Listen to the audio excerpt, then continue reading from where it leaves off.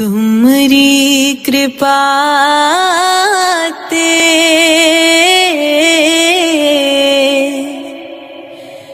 जपिए नाओ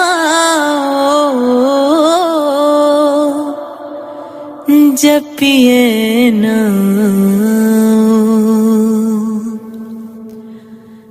तुमरी कृपा ते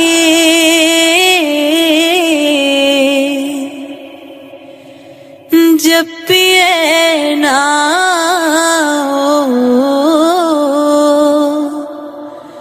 जपिए नाओ तुमरी कृपा ते दरगह थाओ दरगह थाओ तुझ बिना पार ब्रह्म नहीं कोई तुझ बिना पार ब्रह्म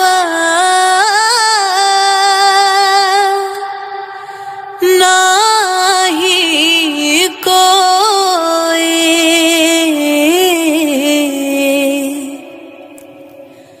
तुमरी कृपा ते सदा सुख होए सदा सुख होए तुमरी कृपा ते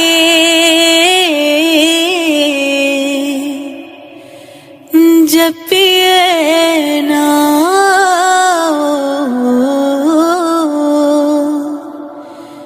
जपिए नाओ तुम मन वसे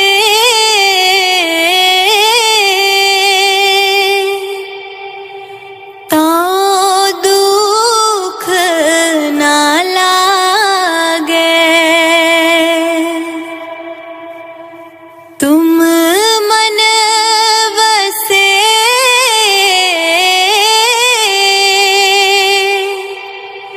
तो दुख ना लागे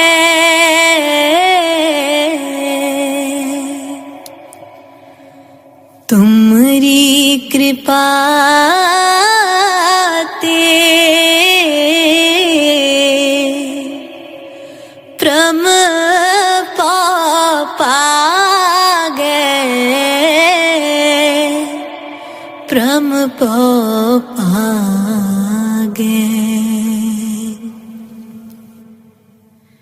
तुमरी कृपा ते जपिए नाओ जपिए नाओ पार ब्रह्म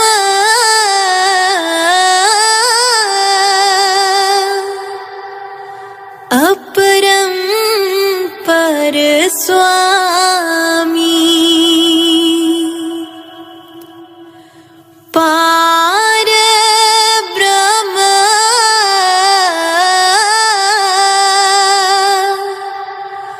अपरम पर स्वामी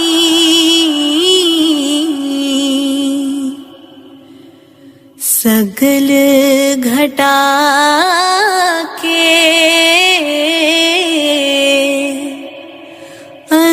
अंतर जामी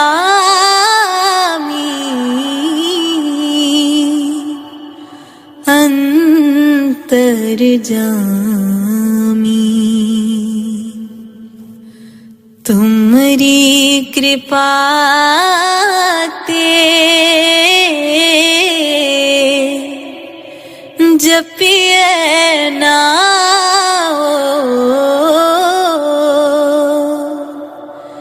जपिए नाओ। बाणी श्री हजूर स्वामी जी महाराज उपदेश सतगुरु भक्ति का वचन 18वां शब्द 8वां।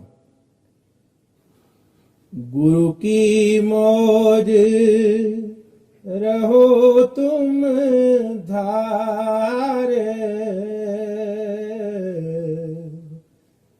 गुरु की रजा संभालो यारे।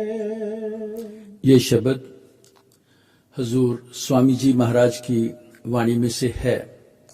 सभी संत महात्मा समझाते आए हैं कि इस श्रोमणी मनुष्य के जामे को सफल करने के लिए आत्मा को परमात्मा के अंदर लीन करना जरूरी है, और आत्मा को परमात्मा में लीन करने के लिए हृदय रूपी बर्तन पाक और पवित्र होना चाहिए। गुरु नानक साहब के वचन हैं, सुच होवे ता सच पाइये। इस शुचिता क्या निर्मलता को लाने के लिए मन के विकारों से उभरना जरूरी है। खास तौर पर माया के मोह के अंदर, दूजे भाव के अंदर जो मन का सूक्ष्म विकार हौमे है, जो कूड़ की पाल बनकर, दीवार बनकर आत्मा और परमात्मा के बीच में रुकावट बना हुआ है, उसको दूर करना जरूरी है। और उसका एकमात्र उपाय समझाते हुए गुरु नानक साहब ने वचन फरमाए, हुक्म रजाई चलना नानक लिखिया नाल। उस रजाई जिसकी रजा के अंदर सारी सृष्टि चल रही है, उसके हुक्म के अंदर अपने आप को ढालना है। कौन सा हुक्म? जो धुर कर्म से प्रारब्ध लिखा के लाए हैं, जो उसके हुक्म का रूप धारण कर चुकी है, उसका भाना बन चुका है, उसकी रजा बन चुकी है, उसके भाने और रजा में राजी रहना है। ये लफ्ज मौज, भाना, हुक्म और रजा संतों महात्माओं ने एक ही प्रकार के अर्थों में इस्तेमाल किए हैं। भावार्थ इनके एक ही हैं, पर इनकी अवस्था में थोड़ा फर्क है। समझने के लिए शुरू में जब अफुर की अवस्था थी, शून्य की अवस्था थी, चांद सूरज तारे खंड ब्रह्मांड नहीं थे, केवल और केवल वो कुल मालिक परमात्मा था, जो आज जुगात से सच है और आगे भी सच रहेगा, केवल वही था।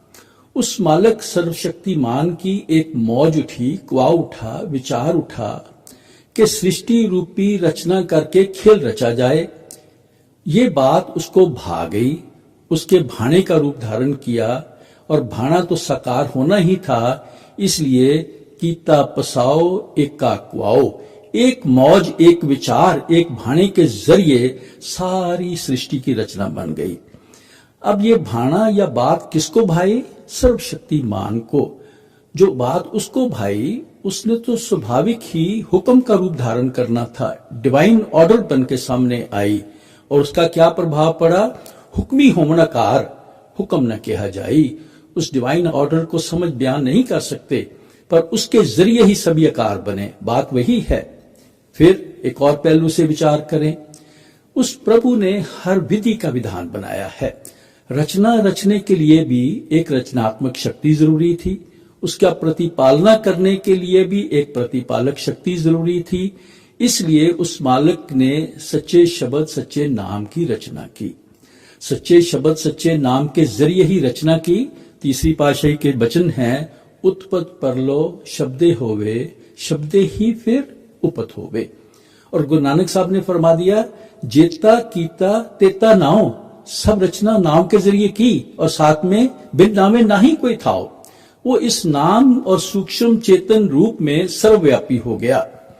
और ये नाम और शब्द, इसका भाव यही हुआ, ये हुक्म के ही प्रतीक हैं, हुक्म का ही रूप है, हुक्म के ही मुजस्सम है। नाम और शब्द को अनुभव करने से ही हुक्म की पहचान हो सकती है। इसलिए गुरु नानक साहब ने फरमा दिया, एक को नाम हुक्म है नानक, एक को एक परमात्मा का सच्चा नाम उसके हुक्म का मुजस्सम है, हुक्म का वो रूप है जिस रूप में उसकी पहचान हो सकती है। पर कैसे? फरमाया सतगुरु दिया बुझाई जियो।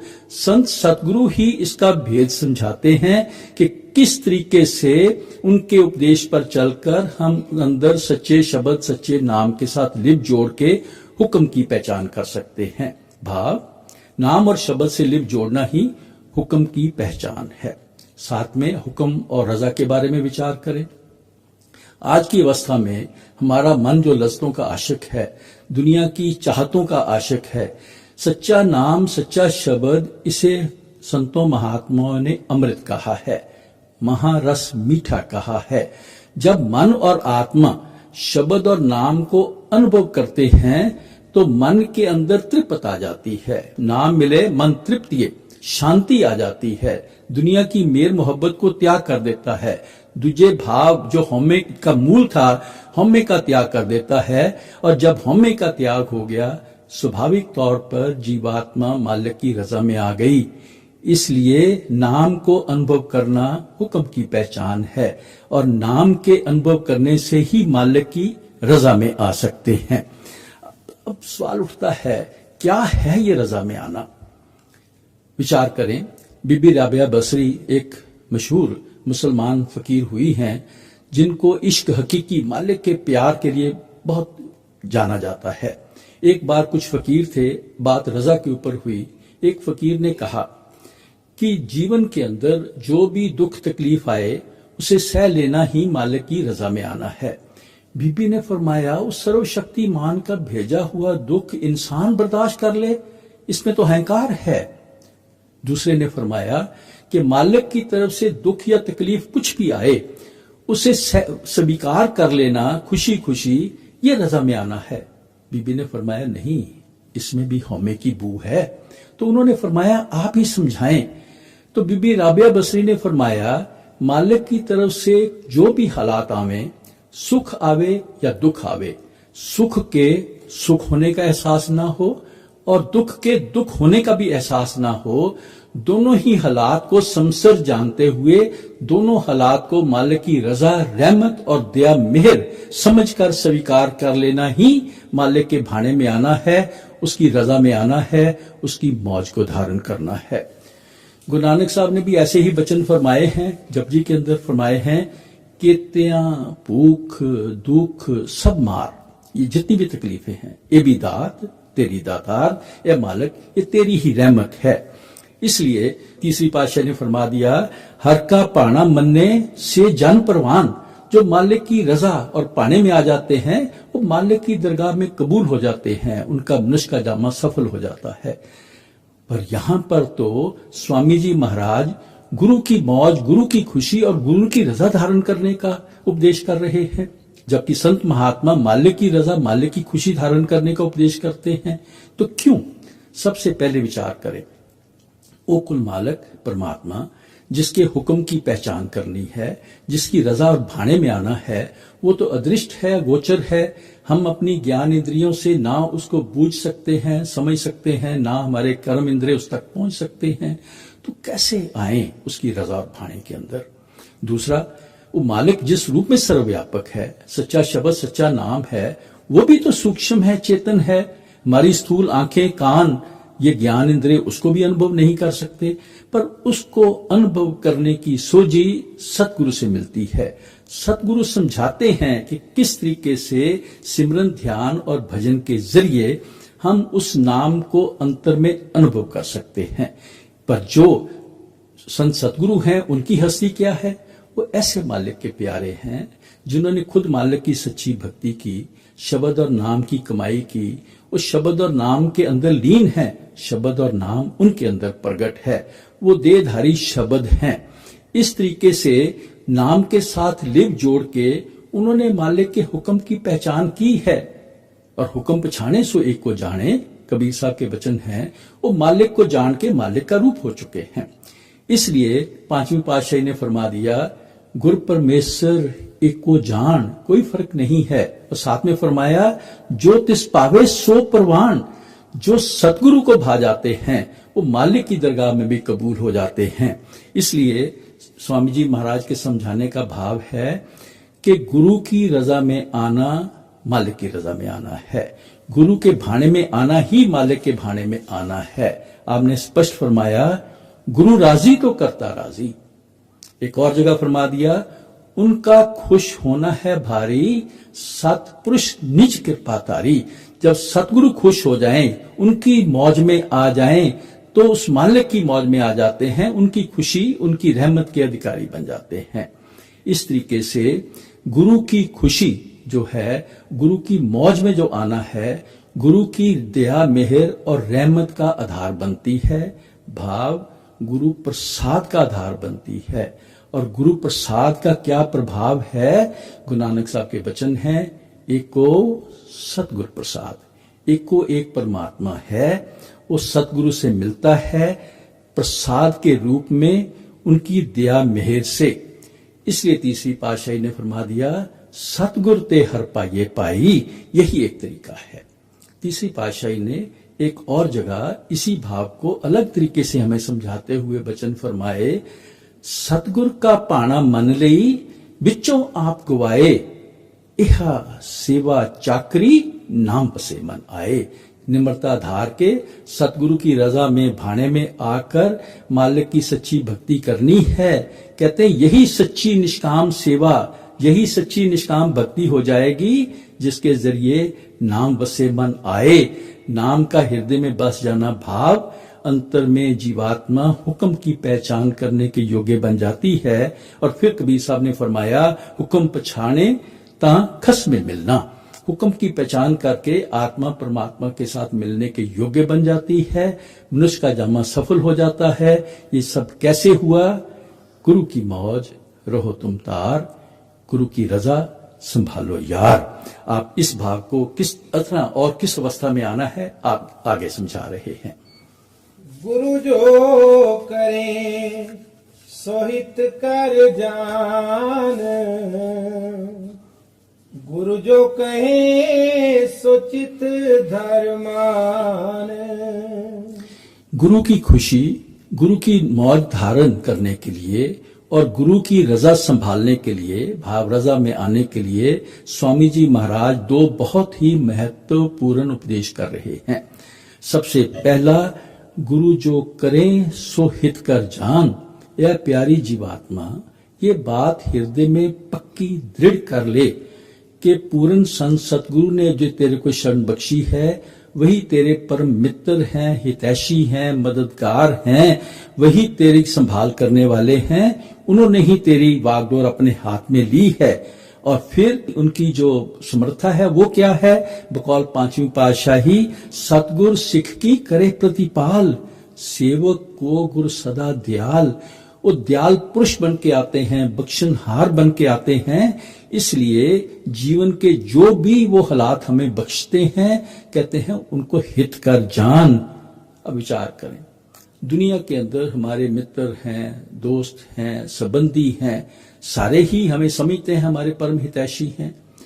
क्या वो सारे इस कसौटी पे खरे उतर सकते हैं?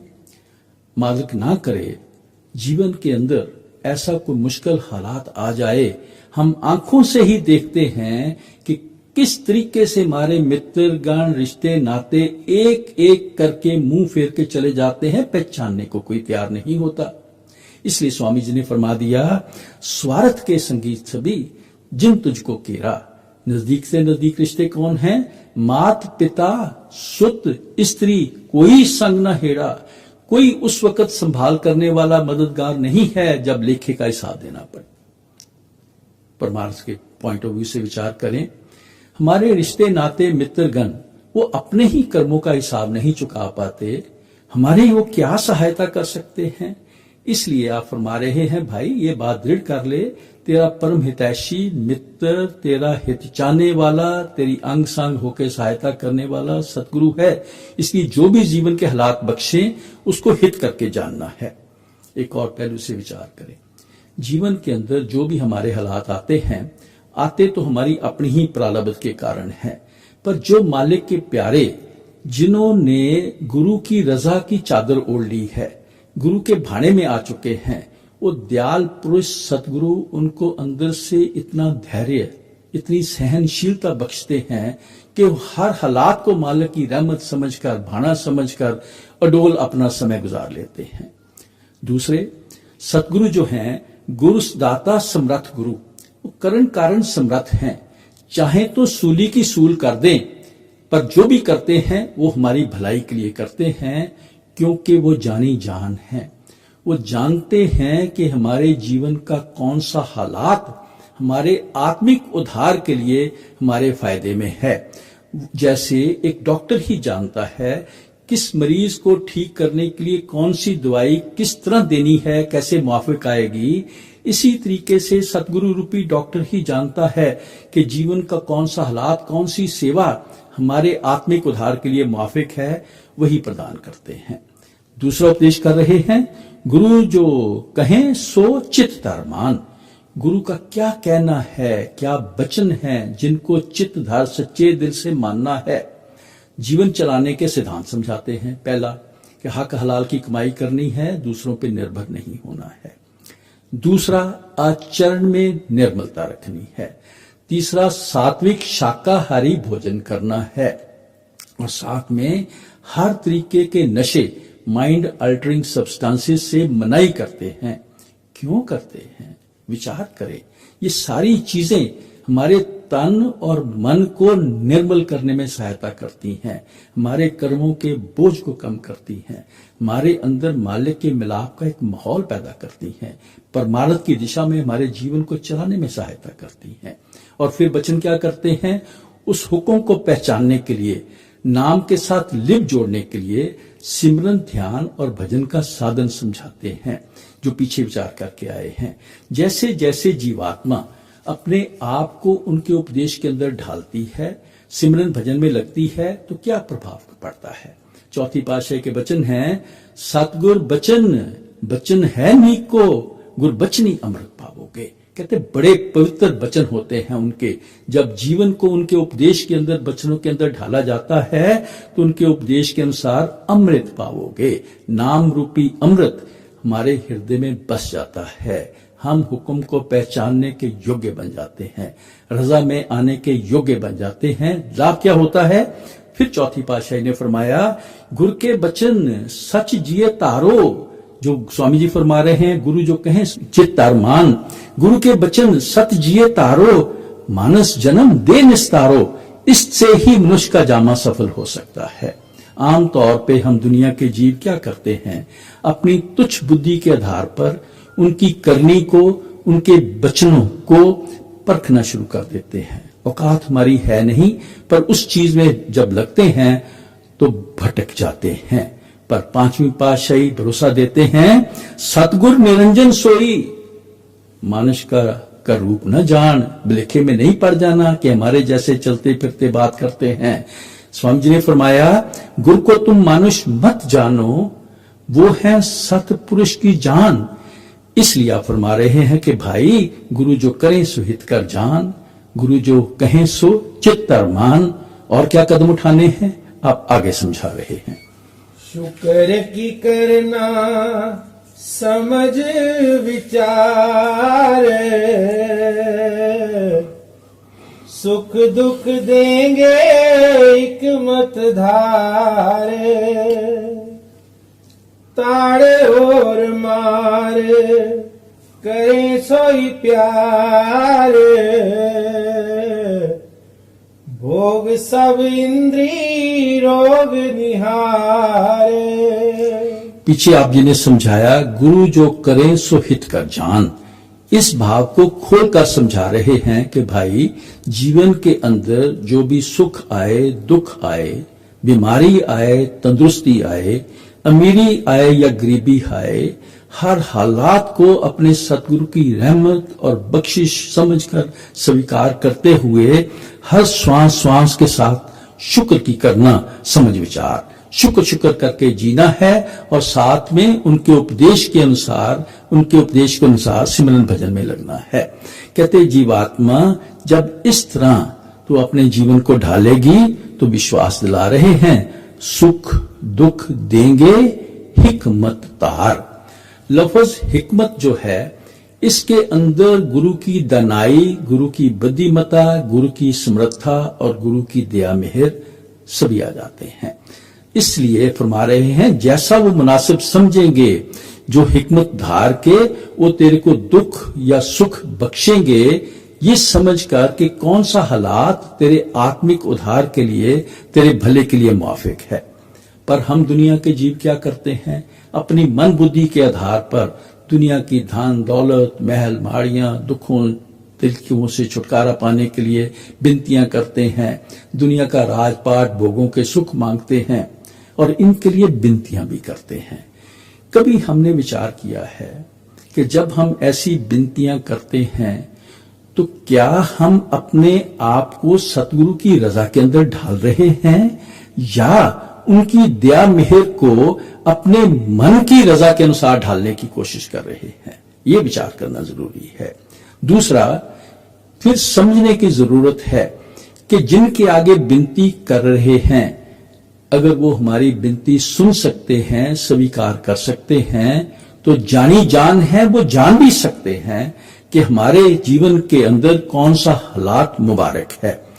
इसलिए समझा रहे हैं कि गुरु जो करें सो हित कर जान और हर हालात में शुक्र शुक्र करके जीना है। फिर एक उदाहरण दे रहे हैं, हम भी माता पिता हैं, हम भी अपने बच्चों के उद्धार के लिए, सुधार के लिए कई बार डांट फटकार करते हैं। इस तरीके से डांट और मार करे सोई प्यार, जो प्यार करता है वही तो ये डांट फटकार करता है। माँ बाप भी ऐसे ही करते हैं। सतगुरु भी जीवन का कोई ऐसा हालात बख्श दें तो लगता वो सख्त जरूर है, पर वो हमारे ही फायदे में होता है। वो प्यार बस होकर ही ऐसे हालात बख्शते हैं। फिर चाहे कैसे भी हालात बख्शें, साथ में दया मेहर का हाथ तो साथ में ही रहता है। अंग संग होके सहायता करते हैं, होता हमारी प्रारब्ध के अनुसार है, पर दया मेहर से हर हालात से हमें उस तरीके निकाल लेते हैं जैसे मक्खन से बाल को निकाल लिया जाता है। पर हम दुनिया के जीव क्या चाहते हैं? इंद्रियों के भोग चाहिए, मान महत्व चाहिए, हर तरीके रसों कसों से खुशी चाहिए। आप फरमा रहे हैं भाई इन चीजों से कुछ नहीं मिलना। हर तरीके का चाहे मान महत्व का भोग हो, इंद्रियों का भोग हो, कहते इसको रोग समझ के चलो, ये दुखदाई और कष्टदायी बनेंगे।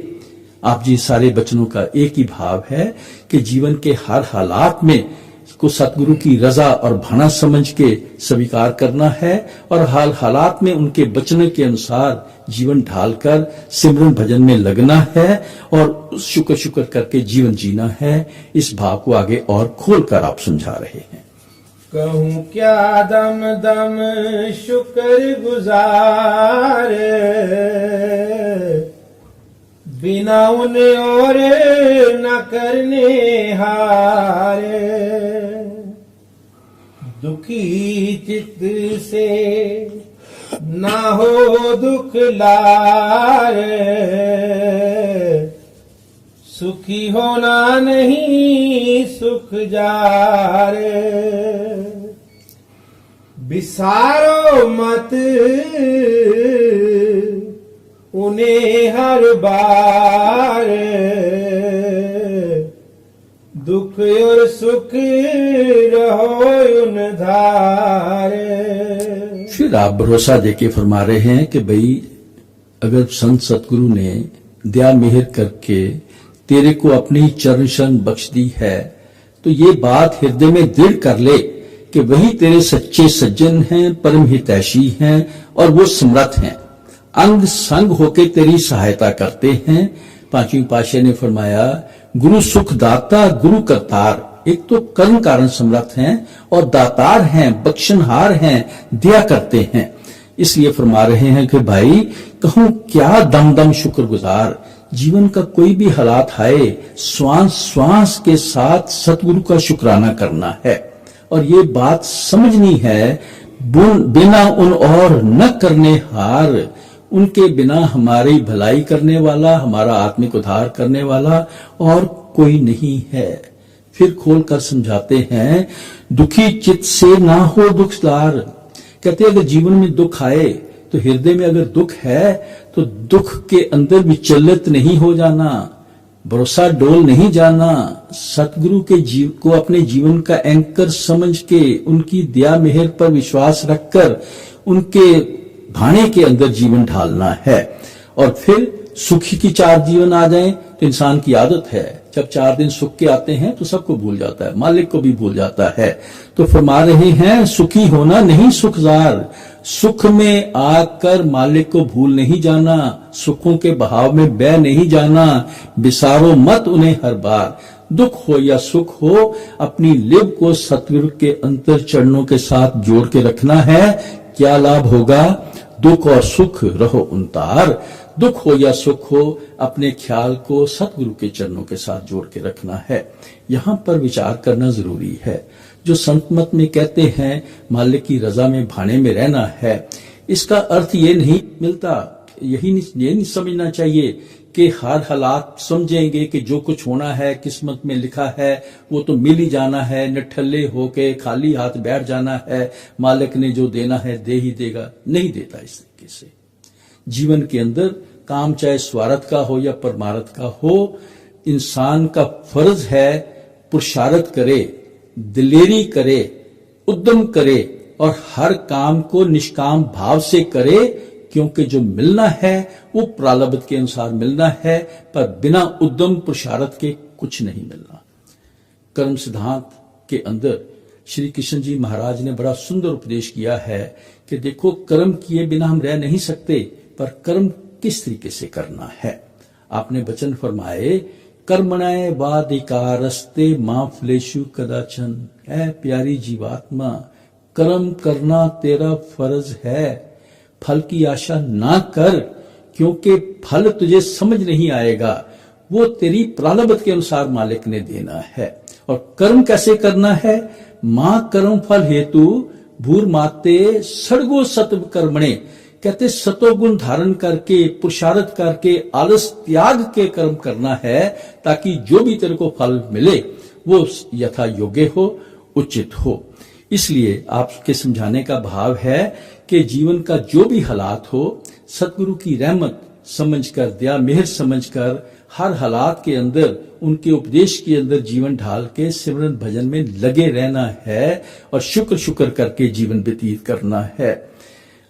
मियां मोहम्मद बख्श ने बड़े सुंदर वचन फरमाए हैं। आपने फरमाया, माली दा कम पानी पाना पर भर मशका पावे। माली दा कम पानी पाना पर मशका पावे, मालक दा कम है फल फूल लाना, लावे के ना लावे। इसलिए बाबा जी फरमा देते हैं, भाई एनालिसिस करने नहीं बैठ जाना क्या दिखा है क्या सुना है, सिर्फ सतगुरु का हुक्म समझ के उनका उपदेश जो है उसके अंदर जीवन ढालने की कोशिश करनी है।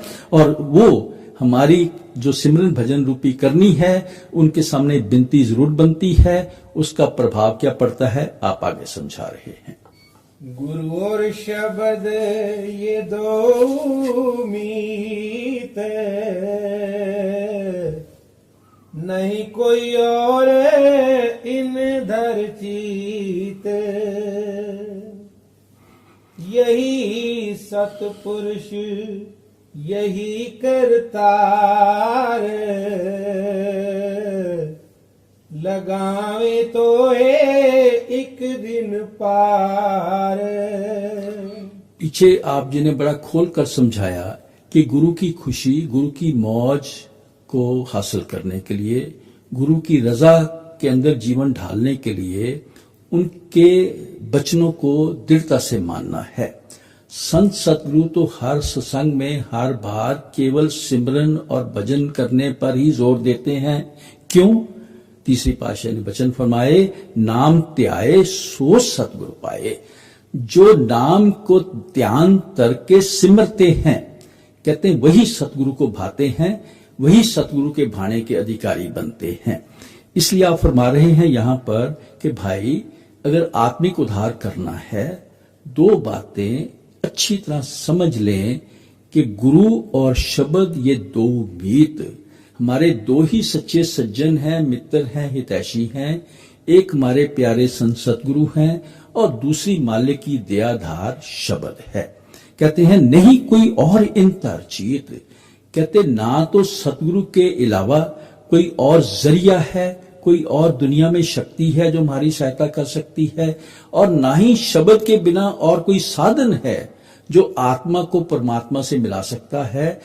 नाम की कमाई के बिना हुक्म की पहचान नहीं होती, मालिक से मिलाप नहीं होता। कहते यही दो चीजें हैं जो तेरी सहायता करेंगी। एक और जगह स्वामी जी ने फरमा दिया, बिन सतगुर और बिना शब्द सूरत को न उतरे पौतारा। भाई, आप भवसागर से पार होके मालिक से मिलाप करना चाहते हो, बात दृढ़ कर हृदय में बिठा लो। बिन सतगुरु, सतगुरु की रहमत, दया, मेहर, उनका उपदेश, उनकी चरण शरण के बिना, और बिना शब्द सूरत, बिना शब्द सूरत के अभ्यास से कोई भवसागर से पार नहीं हो सकता। पहली पातशाही ने वचन फरमाए थे, सतगुर बोहित आद जुगाद राम नाम निस्तारा है। कहते आज जुगाद से ही मालिक ने विधान यही बनाया है कि संत सतगुरु ही उसकी भेजी हुई सरकारें होती हैं जो इस भाव सागर को पार कराने वाले एक बोहिथा, क्या मला बन के आते हैं, जिनके पास राम नाम का बेड़ा होता है और शब्द की प्रोपेलिंग पावर होती है। शब्द और नाम के साथ जोड़कर ही हमें वो भवसागर से पार कराते हैं। एक और जगह पहली पातशाही ने फरमा दिया, सतगुरु है बोएथा शब्द लगावन हार। अब फरमा रहे हैं कि भाई यही सतपुरुष, यही करतार। विचार करने योग्य बात है। शब्द और नाम उस मालिक का ही सूक्ष्म और चेतन रूप है। जिस रूप में वो सतपुरुष या कुल मालिक परमात्मा सर्वव्यापी है, वो तो सतपुरुष का ही सूक्ष्म रूप है। और संत सतगुरु पीछे अर्ज की थी, वो नाम की कमाई करके, शब्द की कमाई करके शब्द में लीन हो चुके हैं। वो देहधारी शब्द हैं, वो मालिक का ही रूप हैं। ये उस कुल मालिक का या सच्चे शब्द का संत सतगुरु एक ही शक्ति के अलग अलग रूप हैं। फरमा रहे हैं इनमें कोई भी भिन्न भेद नहीं है। यही सतपुरुष, यही करतार, यही शब्द ही करतारी शक्ति है। दयाल पुरुष की दयाधार है जो आत्मा को परमात्मा से पार लगा सकती है। और आप भरोसा दे रहे हैं, लगावे तोहे एक दिन पार। सतगुरु की रहमत, दया, मेहर और चरण शरण और शब्द की कमाई ही ऐसी चीजें हैं जो हमें भवसागर से पार उतार सकते हैं। गुरु नानक साहब ने बड़ी दिलेरी से हमें भरोसा दिलाया था कि भाई गुर की दात न मेटे कोए, जिस बख्शे तिस तारे सोए। गुरु की बख्शी हुई नाम की दात, जो नाम का बीज हमारे अंदर डालते हैं, नामदान की बख्शिश करते हैं, कोई मिटा नहीं सकता। जिसको सतगुरु बख्श के अपनी चरण शरण में ले लेते हैं, तिस तारे सोए। मालिक भी अब मददगार करता है, वो भी भवसागर से पार हो जाते हैं। हुजूर फरमाया करते थे कि जिस वक्त पूरा सतगुरु किसी जीव को नामदान की बख्शिश करता है, सचखंड का अधिकारी तो उसी दिन हो जाता है। बाकी उसका जीवन जो है वो उसके कर्मों का हिसाब चुकाना है। और गुरु की रहमत कितनी है, इसका भरोसा आप आगे दे रहे हैं। बिना उनको कोई नहीं संसार,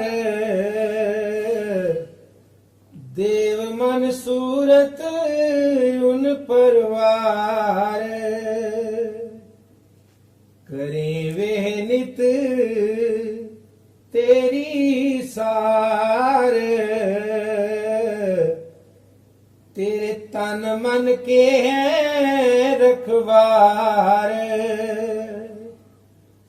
शुक्र कर राख हृदय धार, मिटावे दुख सब ही झाड़। फिर भरोसा देते हुए फरमा रहे हैं कि भाई गुरु और शब्द ये दो उम्मीद, ये दो ही ऐसी शक्तियां हैं जो सच्चे मित्र हैं। और यहां फरमा रहे हैं बिना उन और नहीं संसार। बिना सतगुरु के और बिना शब्द की कमाई के इस संसार के अंदर हमारा कोई परम हितैषी नहीं है, मददगार नहीं है जो हमारा आत्मिक उद्धार कर सकता है। तो हमारा क्या फर्ज बनता है? देवो मन सुरत उन पर वार। अपने मन को वारना सतगुरु के ऊपर क्या है? अपने मन की हर इच्छा, हर चाहत, हर सोच को सतगुरु की इच्छा के अंदर, सतगुरु की रजा, सतगुरु के भाने के अंदर रखना है। और सूरत का वारना क्या है? सतगुरु के उपदेश के अनुसार अंतर में सूरत को शब्द की ताकत जो दयाधार है, जो आत्मिक उद्धार करती है, उसके साथ जोड़ के रखना है। फिर आप समझा रहे हैं कि सतगुरु जीव को चरण शरण बख्श के भूल नहीं जाते, वो अंग संग होके सहायता करते हैं, करें वह तेरी नित्य दिन साथ। अंग संग होके हर पल हर घड़ी हमारी संभाल कर रहे हैं और साथ में तेरे मन के हैं रखवार। सतगुरु ही ऐसी शक्ति है जो हमारे आगे विचार करेंगे, जो हमारे मन की दिशा और दशा को ठीक रखते हैं। इसलिए हमारा फर्ज क्या है? शुक्र का राख हृदयदा, शुक्र करके जीवन बिताते हुए सतगुरु के साथ लिप जोड़नी है, अंदर नाम के साथ लिप जोड़नी है और भरोसा दे रहे हैं मिटावे सुख सभी झाड़, एक एक करके तेरे सारे दुखों का भी वो निवारण कर देंगे। पर हमारे मन के अधीन चल रहे इंसानों की क्या हालत है, आप आगे समझाते हैं। करें क्या मन तेरा नाकार, नहीं तू छोड़ता विषधार। भोग में गिरे बारंबार, न माने कहने उनकी सार। इसी से मिले तुझको दंड, नहीं तू मानता मतिमंद। सहो अब पड़े जैसी आए, करो फरियाद गुरु से जाए। पकड़ फिर उन्हीं को तू धाए, करेंगे वो ही तेरी सहाय। हम दुनिया के जीव माया के मोह में फंसकर मन के अधीन होकर इस कदर बन चुके हैं, जिसका आप यहाँ बयान कर रहे हैं कि भाई तू मनमुख होकर, मन के राह चलकर, मन को ही खसम पीर गुसाई समझकर जो मन चाहता है उन्हीं चीजों के पीछे लगा हुआ है। जो मन तो तेरे को संसार के शक्लों, पदार्थों, मान, महत्व और विषय विकारों में सुख ढूंढने की कोशिश करता रहेगा, ये विषधार है, जिस जहर के समान है। कहते तेरे को समझ नहीं आती, तू मनमत को ही जीवन का आधार बनकर चल रहा है। मन की बुद्धिमता कह लो, उसके आधार पर ही जीवन की तूने प्रायोरिटीज कायम कर रखी हैं। सतगुरु ने शरण बख्शी भी है तो भी उपदेश के अंदर जीवन ढालता नहीं, उनके उपदेश के अनुसार करनी करता नहीं। कहते नतीजा क्या होगा? मिले तुझे इसी से दंड, कर्म जो जो करेगा तू वही फिर भोगना भरना। कहते हैं सोहो अब जैसी आए, जैसे हालात बनेंगे सहने पड़ेंगे। पर साथ ही स्वामी जी महाराज गुरु दयाल पुरुष होते हैं, डॉक्ट्राइन ऑफ ग्रेस पे आ जाते हैं। समझा रहे हैं कि हम इंसान अगर बहुत ही घटिया किस्म के गुनहगार हैं तो कुल मालिक परमात्मा, उसका निज स्वरूप सतगुरु भी बड़े उच्च कोटि के बख्शनहार हैं। इसलिए फरमा रहे हैं करो फरियाद गुरु से जाए। कहते अपने बख्शनहार सतगुरु के आगे ही फरियाद कर, अपने गुनाहों की बख्शिश मांग, अपने किए गए गुनाहों, अपनी खामियों की, नाकामियों की, जो तेरी कमियां कमजोरियां हैं, जो तेरी भूल चूक हैं, उनके लिए तौबा कर और आगे के लिए दृढ़ संकल्प हो कि ये चीजें दोबारा नहीं होंगी और फिर उनसे फरियाद कर। क्या फरियाद कर सकता है इंसान? पांचवी पातशाह के वचन हैं, हे सच्चे पातशाह लिखे कते न छुटिए, खिन खिन पुलनहार, बख्शनहारे बख्श लो, नानक पार उतार। वो बख्शनहार ही परमात्मा। साईं बुल्ले शाह ने फरमा दिया, अदल करें तो जा नहीं काए, फजलों बुखरा पावा। ए मालिक मेरे कर्मों का, मेरी करनी का हिसाब करोगे, मेरी कोई जगह नहीं है। तेरा फजल, तेरी रहमत हो जाए तो मेरे को जीवन का आधार मिल सकता है। इसी बात को समझाते हुए आप फरमा रहे हैं, पकड़ फिर उनकी को तुम धाए। कहते तू अपने सतगुरु का पल्ला पकड़ के रह। पल्ला कैसे पकड़ना आगे खोल के समझाएंगे। कहते क्यों करेंगे वह तेरी सहाय। वो सच्चे पिता हैं, वही हमारी सहायता करेंगे, पर हर चीज का तरीका होता है। बाबा जी हमेशा फरमाते हैं जो कुछ उन्होंने देना है वो हमारे भजन सिमरन के जरिए देना है, और जो कुछ हमने लेना है वो भी भजन सिमरन के जरिए ही लेना है। और इस तरीके से गुरु की रहमत क्या है आगे और खोल के समझाते हैं। बिना उन और नहीं दरबार, रहो उन चरण में होशियार। गुनह तुम किए दिन और रात, गुरु की कुछ ना मानी बात। इसी से भोगते दुख घात, बचावेंगे वही फिर तात। स्वामी जी महाराज थोड़ी सख्ती से हमें वचन फरमा रहे हैं कि भाई गुनाह तुम किए दिन और रात। दिन रात हम गलतियां, गुनाह, भूल चूक करते ही चले जाते हैं और गुरु के उपदेश के अंदर जीवन ढालते नहीं, गुरु के उपदेश के अनुसार सिमरन भजन में लगते नहीं। तो कहते भाई इसी कारण ही इसी से भोगते दुख घात। जो भी दुख तकलीफ आती हैं बेसिकली हमारे अपने ही किए गए कर्मों का हिसाब किताब होता है। आप फिर भरोसा दे रहे हैं कि भाई बख्शनहार केवल सतगुरु हैं, वो हमारे सच्चे पिता हैं, बिना उन और नहीं दरबार। एक सच्चे परमार्थी के लिए सतगुरु की चरण शरण के बिना कोई ठिकाना होता नहीं। जैसे हुजूर फरमाते थे, समुद्री जहाज के ऊपर बैठा कौवा कितनी भी ऊंची उड़ारी मार ले, वापस समुद्री जहाज पर ही आके बैठना पड़ता है। इसी तरीके से हमारा भी सतगुरु के सिवाय और कोई दरबार नहीं है। इसलिए करना क्या है, रहो उन चरणन में होशियार। उनके चरण कमलों के साथ प्रीत जोड़ के रखनी है। फिजिकल प्लेटफॉर्म पे, स्पिरिचुअल प्लेटफॉर्म पे, बाहरी और अंतरी रूप में सतगुरु के हृदय में बसा के रखना है।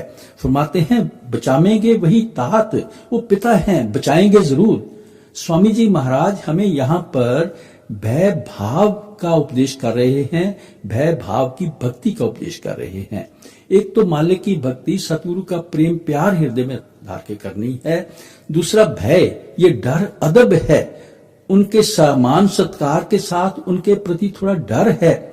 वो क्या लाभ देता है, एक तो हम कोई ऐसा काम नहीं करते जिससे सतगुरु की मौज के उलट काम हो जाए, या दूसरा कोई ये जो डर अदब है हमें सतगुरु की रजा और भाने में रहने की प्रेरणा बनता है। इस तरीके से भय भाव रखकर सतगुरु के उपदेश के अंदर जीवन ढालेंगे तो समझा रहे हैं बचावेंगे वही तात। वो बख्शनहार बन के आए हैं, वो जरूर रक्षा करेंगे, सहायता करेंगे। किस तरीके से उनके साथ पल्ला पकड़ के रहना है आप शब्द की आखिरी कड़ी में समझा रहे हैं। रहो राधा स्वामी के तुम साथ, लगे फिर शब्द अगम तुम हाथ। स्वामी जी महाराज ने शब्द शुरू किया था, गुरु की मौज रहो तुम तार, गुरु की रजा संभालो यार। कि भाई गुरु की खुशी प्राप्त करो, उनकी मौज हासिल करो और उनकी रजा में राजी रहो। सारा उपदेश करके किस तरीके से रजा में राजी रहना है, उनके बख्शे हर हालात को शुक्र शुक्र करके जीवन बिताना है, उनकी रहमत समझ कर चलना है, उपदेश के अंदर जीवन ढालना है। आखिरी कड़ी में समझा रहे हैं रहो राधा स्वामी के तुम साथ। यहाँ पर गुरु रूप होकर आप उपदेश कर रहे हैं कि भाई अपने सतगुरु का साथ, अपने सतगुरु का पल्ला पकड़ के रह। किस तरीके से पल्ला पकड़ना है, तीन ही तरीके हैं, सत्संग है, सेवा है और सिमरन भजन है। क्या लाभ होता है, सत्संग जो है हमारे मन की दिशा को और दशा को ठीक दिशा में लगाता है। मन को समझ आती है कि जीवन में किस तरीके से जीवन चलाना है। सेवा जो है वो मालिक की, सतगुरु की बख्शिश है जो हमारे अंदर परमार्थी गुणों को उभारती है, निम्रता उभारती है, सहनशीलता उभारती है, समर्पण की भावना पैदा करती है, प्रेम प्यार की भावना पैदा करती है। ये सारी चीजें हमारे अंदर मालिक के मिलाप का शौक पैदा करती हैं। हमारे जीवन के अंदर माहौल बनता है कि हम सतगुरु के उपदेश के अंदर जीवन को ढाल के सिमरन भजन में लगें। और सिमरन भजन तो वही सोची है जो हुक्म को पहचानने के लिए सतगुरु ने हमें बख्शी है। सिमरन भजन के जरिए ही हम अपने ख्याल को माल्य की दया धार का सत्ता केंद्र दो आंखों के पीछे एकाग्र कर सकते हैं, जहां पर हमारी आत्मा और मन सच्चे शब्द, सच्चे नाम रूपी अमृत को ग्रहण कर सकते हैं, उसके साथ लिव जोड़ सकते हैं, जिससे शब्द और नाम जो माल्य की दया धार बनकर सचखंड से उतरता है, आत्माओं को परमात्मा के साथ मिलाने का काम करता है, उससे लिव जोड़कर हम मालिक के साथ मिलकर मनुष्य जामे को सफल करने के योग्य बन सकते हैं। तो हमारा फर्ज बनता है हम भी सतगुरु का पल्ला पकड़ें, सत्संग में लगे रहें, सेवा में प्रेम प्यार से लगे रहें और सिमरन भजन में लगे रहें, और साथ में विनती जरूर रखें बकौल चौथी पातशाही, कृपा कृपा कर दीन हम सारिंग, एक बूंद नाम मुख दीजे। कृपा कृपा कर दीन हम सारिंग, एक बूंद नाम मुख दीजिए। इसी से भोगते दुख घात, बचावेंगे वही फिर तात। रहो राधा स्वामी के तुम साथ, लगे फिर शब्द अगम तुम हाथ।